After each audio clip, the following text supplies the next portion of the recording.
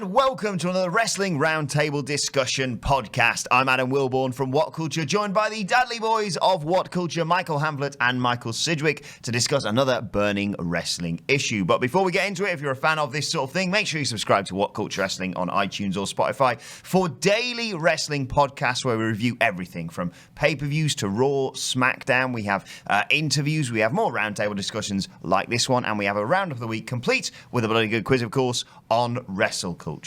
But gents, we've recently discovered that the tag team rules have been changed when it comes to interference mid-match. As far as I can gather, you only get one say from your partner who isn't the legal man in the match before your team will get disqualified. Now, I want to talk about that, but I also want to know from the two of you, what wrestling rules would you change? Right, when's this podcast going out? Who knows? Because by the time it does, like tomorrow, the rules will have been changed back, rendering this exercise pointless. But we can talk about other things. Can we just talk about this rule now? Yeah. While it's actually a rule. Yeah. What are they doing? I've got no idea. I mean, They worked it into the match with Braun Strowman and Kurt Angle taking on Drew McIntyre and Baron Corbin recently. That was the reason why Braun Strowman got disqualified. But yeah, I can't help but feel with some of the tag teams that they have and the way they often break up pinfalls, this is kind of counterproductive. They seem very much to like lots of matches between the New Day, the Bar, and the Usos, all of which feature so many of these spots that they're dramatic as hell and they're very, very creative with them. What are they doing? It's like one dramatic wrinkle out of those matches that they've just completely removed, leaving them with a really traditional approach to tag team wrestling when they don't even like tag team wrestling at all. I just find this baffling. I sense this is one of those things because it was used really well in NXT once last year, wasn't it, with Mustache Mountain and the Undisputed Era, where Tyler Bate couldn't make the save because he'd effectively used his last life up and Trent Seven's knees and all sorts of pain and things like that. Yeah, I trust them to do it. So exactly. So you think like Triple H has employed this really well and thinks I can drip feed this back into the main roster like I drip fed actual tag wrestling into the main roster a couple of years ago. And look what happened then. Look what happens when he puts things back in the hands of Vince McMahon. Vince McMahon thinks he's just reinvented the wheel himself and said, Paul, I got this idea. And then within 3 weeks it's just destroyed all over again. So whilst I think the germ of it is positive, it will end up being a germ and it will just infect, as Sidgwick says, the matches that we've become accustomed to, especially from SmackDown's really exciting and really dynamic tag division. It's the sort of stuff that is ideal if you're needing a get out in a Raw finish, which is the cheapest way to use it, but is going to hinder the matches that people have come to want to watch out of all their favourite teams, which at the moment is the last thing the tag division needs. Like, I always have the opinion of, and WWE, credit where it's due, was really good at this, where they'd shoot a pinfall and you think, oh my God, this is it, they're going to win, they're going to become the new tag team champions, and then from completely blindside, in comes the partner to roll someone off the pin or whatever. But that can't happen anymore because if they go, well, they've already broken it up, so it's either disqualification I or will say it asks of higher standards of the heels, so I'm excited at least to see the wrestlers, the more creative of the wrestlers, work this spot into the matches in a way that theoretically generates heat. The Revival should be brilliant with this. We have evidence to suggest that they know. Shut up, man. The Revival as wrestlers, and you know, in conjunction with all of the people that help produce these matches, theoretically should be able to make the best of a role like this. Again, with Vince McMahon's hand on their shoulder, looking down at their little pudgy bellies, saying, just give us 5 minutes and get the hell out of my ring. I don't foresee it playing out particularly well. So with that in mind, though, what wrestling rules would you like to change? My first one, and the second one bleeds into it, is at present, the referee's decision is final. Now, the problem with that is that the referee invariably is a moron. Not necessarily invariably, but whenever the storyline suits the referee being a moron, the referee will be a moron, miss some obvious cheating, and that will mean that a foul result is now like in play. That's just canon. Sorry, you've lost the match because the referee's an idiot. We are in 2019. Instant replay has been available to most televised sports productions for several decades at this point. It just makes WWE look like this contrived, out-of-date thing that they don't have. Like, no performers realise that there's a camera trained directly into their soul while they do the backstage scheming, and they've just seen a miscarriage of justice play out in a WWE ring. But if only the referee could have seen it. Well, hang on, just look at that big, massive Titantron about 20 feet away from you and be able to say, oh, you know what, actually, bit of a botch there, so let's just reverse the decision and let the match continue. And basically, this will result in a heel's going to have to do better cheating, which makes the baby faces look less like idiots. And that's what happens here. Everyone looks like an idiot, the baby face and the referee alike. So under this instant replay system where the referee's decision isn't final, the heels are going to have to do some really clever, fiendish cheating, or, and this is a maverick concept, the baby faces are going to have to triumph. What, you're just having guys not winning then losing the next week? How's that going to work? I don't know. So that was going to be one of my suggestions, was a version of VAR in WWE. It's been implemented in proper sports. Yep. It's not like we're going to be without controversy if they do, because there's something every week with VAR. It's a great talking point. Oh, I just found out a flaw to this plan. Go on. If WWE did it, they would very much go, you know, we should be leading the way. Other sports should be doing this, just like women's athletics competitions. So, yeah, I don't want them to do it anymore. Change your mind. Michael Hambler, what rules would you like to see altered? I don't want to make people's eyes roll or anything, but I'm going to steal from New Japan Pro Wrestling as a relatively recent convert to it. Get the heat off me. I like it. As a relatively recent convert to it, in comparison to my learned colleague over here, I would say that the 20 count was initially something that took a bit of getting used to, which is a count out on the floor going to 20 instead of 10. But the two great things about this, in any match which is used, almost without exception... And there are loads of them. Yeah, and I'd really struggle to think of the exceptions, if pushed, is that the wrestlers are fighting out on the floor and the referee starts counting. It's at a pace that is consistent throughout, and more importantly, it's announced over the loudspeaker, so the crowd and the wrestlers alike are brought in to the match and are brought into what's happening. The wrestlers know they can fight on the floor. The heels can stop the referee counting, as you would see in any wrestling match, distract the referee, do whatever they need to do to try and stop the referee in his tracks. But ultimately, that count is held to, and it becomes accountable as the wrestlers are fighting outside. As one guy's rolled back into the ring, you've then got the desperate struggle for the guy on the floor to get back in, and invariably, because it's 20 seconds rather than 10, it's believable that he would lie out there for the first 15 and then try and either crawl back in at the last minute, or, and again, almost without exception, this is used to brilliant effect, see a wrestler down for an 18, 19, and then just with every last bit of energy they can summon, roll back into the ring. That little moment of drama there is fantastic, because the heel in the ring can then immediately put the boots to the guy who's had to use all his energy he's got just to even get back into the fight. It can, in a way that WWE don't really use, and they should, it creates a second act to the match out of nothing, really. They're just fighting on the floor. Now you've got to have them go through the barrier, or you've got to have a big spot because Raw rolls on and we're going to a commercial, so here's the dive.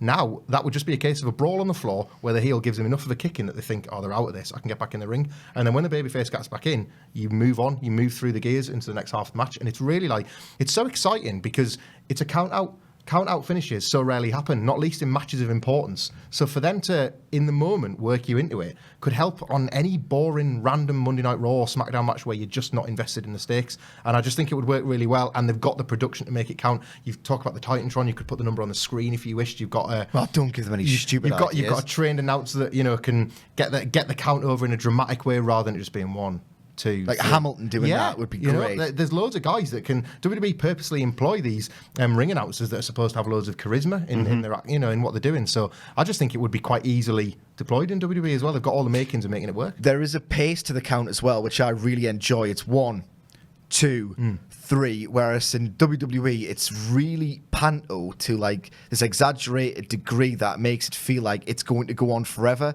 which is really the opposite of what you're trying to achieve, because you're meant to create the sense of urgency, as Michael Hamflett so articulately puts out, where in fact the referee Mike Chioda is just going 1, 2, and it's just the opposite of dramatic tension. There's no urgency to it whatsoever, so I'm firmly in favour of this, yes. And countouts are a big issue when it comes to, well, not just WWE, but that added impetus, one would think, would hopefully reduce the number of countouts, but also, the effect of them of literally being counted out for you got 20 seconds to get back in the ring, and you still couldn't make it back in, would add to the dramatic heft of things. I know you wanted to talk about countouts and disqualifications being used in title matches as well. That's another rule you'd like to see changed. Yes, absolutely. This is a rule that I can never ever see them doing, because the rule in place now, the champion's advantage is really not an advantage to the champion, but it's an advantage to WWE's very lazy creative writing department, because it allows them to prolong program after program after program with these like just ineffectual, inconclusive finishes that serve only to prolong and arguably dilute the narrative. Like at the minute, well, over the last couple of years, we've seen it. And just off the top of my head, Natalya just decided, you know what, I'm the champion. Theoretically, I could just leave with the title and prolong the agony of losing it for another week. So 12 minutes, right, I've been out-wrestled by a superior babyface opponent. I'm just going to leave with my title. And I can do that because the rule allows me to do it. If this was to be changed, and a title could change hands on a count-out or disqualification, there's punishing bad heel behaviour. And again, it goes back to imagination. There's nothing like fiendish about it. Like you can't hate a heel for doing this, because it's just more like, oh, well, I can't wait for Charlotte Flair to get a revenge in Natalya circum 2017. Absolutely nobody had that reaction. Nobody wanted to see the match again, because it's not as if Natalya had done anything fiendish or clever, something that you would really want her to get a comeuppance on the back of. It just doesn't happen like that at all. And I think if this rule was implemented, you could see a lot more fresh matches, because they can't just do repeat, a sequel, a threequel, whatever. I think as well, an element of that where the champion just walks out on the match because they can keep the title, that used to be put across as that you were going to get the losing end of the purse money. But when was the last time you heard about what wrestlers get for coming to work and doing their job? You have a winner and a loser, and there's prizes on the line. The heels, they would still take a powder and just take the belt and go away, and that would make them the heel, obviously. But the commentators would get across the point that they've really cost themselves some money tonight. The reason that they were coming to do the thing they were paid to do is out the window, and they've got to kind of endure that cost as well. You would never hear a line like that from Michael Cole, ever. Now, that would never be brought up into the conversation. It's not boss time or big dog, so... I don't want to get too much into this because we were in danger of blurring the lines a little bit here, but as a fan of MMA, there's a certain few rules that I'd like to see either brought in or adapted within WWE when it comes to like really simple stuff, like the champion comes out last. It's really simple. That's always happened, and the amount of title matches you watch, and because someone's arguably more famous, they get to come out last. No, you wait for the champion. That is one of the rules I'd bring in. And another one, they sort of already do this, but I'd like to see it utilised more often, and not that regularly, but certainly to add intrigue to real blood feuds. Medical stoppages. We have people being told that they can't go out there and they're not allowed to compete, they've not been cleared or whatever. But you never see that in the ring where the referee, you see that all the time in the MMA, where the referee waves it off because they go, look, you cannot continue, your eye's been shut, you're bleeding too much or whatever. I mean, there's an argument there that I think that we should bring back blading, but that's probably a whole different conversation. But yeah, medical stoppage could really add some intensity to a feud. Like you think about like a Seth Rollins Dean Ambrose feud, which was handled really poorly. If the only real time I can remember it really being utilised well, it was Matt Hardy versus Edge, when Matt Hardy was beaten so badly the referee just had to wave off the match. We don't really see that anymore. NXT always feels like it doesn't count, doesn't it? But Kevin Owens did that to Sami Zayn. He beat him and beat him and beat him and beat him to the point where doctors were examining Sami Zayn's head and thought this man can't continue, and Kevin Owens won the title that way. It was really, really cruel, especially considering the storyline was based on the cruelty of a man turning on his best friend. When it's used to great effect like that, you really believe it.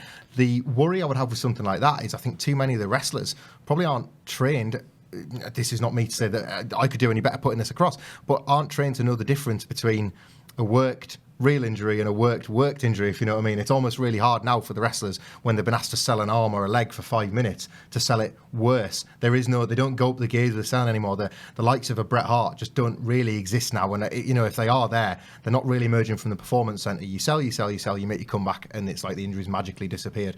And I do worry that wouldn't come across well enough unless it's something like a blood stoppage or a facial injury, or something like an actual Mick Foley was willing to let Terry Funk punch him in the head so the welts would appear to create that kind of finish, And you look at like the Cassius Ohno Matt Riddle match recently on NXT where Cassius Ohno tapped out due to strike. Something like that would really, they want to make it more you're bringing in MMA people. Why not utilize something like that rather than have to have them get the traditional 3 count or the submission? Michael Hamflett, what other rule changes would you like to see? There's one that I was trying to think about this before we spoke, and I was trying to think of a way in which I would enjoy Monday Night Raw specifically more. SmackDown generally feels a breezier watch. An hour's runtime can't make that much of a difference on a show because the storylines can still be boring, the matches can still be laboured. I would like to see the return of TV time limits. Monday Night Raw is so bogged down by the worry and the panic that the Elias match you're watching is going to go 15 minutes instead of 7. If you put 10 minutes or 20 minutes or whatever you want to, depending on the prestige of the performers, of the title, of the storyline in question, because this is a movable feast, this is flexible. Wrestlers should earn the right to get a guaranteed 30 minutes if they need it in an Intercontinental title match or because it's the main event that week. WWE can tell us that anything they want is the main event, but if the main event gets 30 minutes and the opening match gets 10, then we know the difference, and the wrestlers who are in those matches know the difference. Apollo Crews has got it in him to have these exciting matches, but he's so lost and drowning in the swamp that is the Raw undercard that you never particularly want to watch his matches to find out what he can do. If you're told the most you have to commit is 10 minutes, unless he can work his way to the 15-minute tier or the 20-minute tier, I think that would really help. I think titles having set time limits, I think it used to be that the certainly in the NWA, the TV title was for TV matches, and they would either give it like television time remaining or 20 minutes for television or things like that. It's very easy to set those up. WWF, before it was WWE, experimented with it in the 90s as a way to build tension to stick around on Monday Night Raw, because they would say, with all TV time remaining. So that was a beg, please don't turn back to Nitro because you're going to get your finish here. Because they knew that Nitro were saying, we'll run out of time. So that was a way that they used it then. Now there's no impetus to do that. They say, where else are you going? You'll be back after the dive. You'll be back after the 10th Seth Rollins match that you've seen with Braun Strowman over the last 3 weeks, because where else are you going to go? So I just think anything that would create a sense of urgency back on that weekly show, that the worst case scenario is your least favourite wrestler is going to go 10-15 minutes, would probably keep you with it and stop you from flicking over or losing interest. Because once you lose interest in a character in a match, I don't know if this is just my personal experience, but I feel like I remember that. I feel like I remember the weeks where Elias has bored me to tears, and it's a hard road back to care about a guy once he's bored you 2 or 3 weeks in a row. Oh, really? That could work really well. Yeah, absolutely. It's one of those rules that, if implemented, would reward fans on an immediate level. Like, as you say, on a Monday night, it can be a complete and utter drag, especially when you're British and it's a Tuesday morning, when you're waking up half awake and you're thinking, all right, okay, what happened on Raw? And then within 30, 40 minutes, it's kind of just sludge. But it also, as Hamflett says, I can only agree with him because he's put it very eloquently, it would elevate championships and it would create that rare tiered system which something like 50-50 booking is just utterly obliterated. I don't know who I'm meant to invest in more, who I'm meant to take seriously as a main event proposition, who I should therefore, on the back of that, think he is going to get a main event match and a pay-per-view in about 2 or 3 months' time. So let's root for this guy. Let's stick with this guy because something big is going to happen to him, something worth investing in. Because at the minute, as you say, it's just a bunch of guys. It's everything we're describing as well. It's all about the follow through, and it's all how much you stick to it. Broadly speaking, there's going to be exceptions, I'm sure. Broadly speaking, the no automatic rematch rule is working really well at the moment. Already, it's been like a month and a half, and you're allowed to think that if those guys can't win that title on that night, boom, out. Who's next? And that immediately creates that sense of competition and urgency. Yeah, I think they should also be arguably put to the back of the queue, because it annoys me that they say, no automatic rematches, you just won a number one contenders match. Yeah, it's a bit of a workaround, isn't it? Yeah, they're being cheeky with that, in my personal opinion. It's just adding another week to the formula. But that is what it is. One final rule change that you'd like to see, Michael Sidgwick? I would like to see actual tagging, because I'm a total dork who is just a pedantic dork who, with the exception of NXT and New Japan, in the high end WWE pay-per-view matches, like when Brock Lesnar is on form, when Daniel Bryan's amazing, when Becky Lynch and Charlotte Flair are fighting each other like they absolutely hate each other, at my core, and I've chosen the wrong hobby, I'm firmly aware of this, I like it when pro wrestling makes a complete legitimate sense and works within a very structured fictional universe that enforces, but also, what's the word I'm looking for? Like, encourages creativity and but on the subject of the Revival, they used to be great at this in NXT, even though they cheated a little bit too much with it. But I'm talking about like the Brain Busters were so good at the blind tag, and by the actual tag, I mean hand to hand. I've got vivid memories of SummerSlam 1989 in a really great match between the Brain Busters and the Hart Foundation. There's this absolutely fantastic spot where I think Tully Blanchard is about to get an atomic drop, and he eats the move, but he moves his hand back like that, and because it's hand to hand and it was strictly enforced rule, it just makes you think, right, he's got back in the ring. What's going to happen to Bret Hart? What's going to happen to Bret Hart now? Whereas nowadays, realistically, there's so many slaps to the back, and it's just, come on. It's really lazy work. And what I hate most about it is, like with many of these rules, they invite you to just completely scrutinize plot holes. And when you do that, you're just removed from this thing you're meant to be escaping into, which is the opposite of the intended effect. Like, what's stopping someone who's very limber, i.e. virtually every one of these athletic modern WWE superstars, to just sort of go over the rope, like abdomen first, and just slap any body part indiscriminately, the first thing that you could find? I mean, there's an art to great blind tag heel cheating, and you just don't see enough of it anymore, which instead yields this all-action save stuff that we get, which, while good, does get formulaic, but it's fine because they've changed it now. Like, the thing about talking about rules is that you don't want people to think that you're trying to like narrow the ways you can have fun with pro wrestling. If anything, it's the opposite. Yeah, you're trying to squeeze that creativity out of people. When you were talking about those tags there, it put me in mind. I was trying to think of like modern examples. My brain was going, Cedric calls me the robot sometimes because these little sequences stick in my head. And two came to mind very recently, and unsurprisingly, they were from the Bar and the Usos. There was the match that the Bar had with the Usos at the Survivor Series, where the Usos performed a tag. One Uso was diving over the ropes and tagged the other. Just to sort of hit a move and then tag his partner in so he could go win the match. And when the Bar defeated the New Day and ended their record where they did the Phantom tag, they put the hands out to give the gesture of the tag to throw the New Day off the scent, and then didn't actually perform the tag. And I just think that's that creativity that a rule like that would force out of so many wrestlers that probably, you know, in their defense, don't give it a lot of thought. They might be getting given an instruction to go 5 minutes and, you know, call it in the ring or whatever. That would insist that these wrestlers come up with spots like that, like regularly, and then that would become something that the fans would get used to. And it's always about informing fan bases. Any period in any time, we are informed by the wrestling that we grew up on and then the wrestling that we grew into. Just like how Vince Russo insisted on 2-minute Crash TV matches, and they had to work it all the way back to you wanting to see anything longer than 5. It only takes a little bit of time before that becomes the norm. And once it's the norm, you've got generations of fans that accept things a different way. Yeah. And what we're talking about here can give fans something better to accept than maybe what they're always given now. I think that's makes far more sense than only one save. Yeah, absolutely. And then it also, all of these rules then inform drama subsequently, because, and it's a horrible, rotten cliche, but rules in wrestling especially are made to be broken. So when a heel actually breaks the rules, which so rarely, well, it happens all the time, obviously, but it never has any dramatic effect because it's so commonplace. If under these new rules that obviously the next generation of the WWE creative writing team sat right here were to implement, then you might actually get that elusive heat that isn't totally cheap. Very quickly, yes, some overall rules that I think we'd all agree we'd like to change. Wins do matter. Wins and losses should matter in sort of not a ranking systems per se, but you know, building up a bit of momentum before you go on and having a title opportunity perhaps.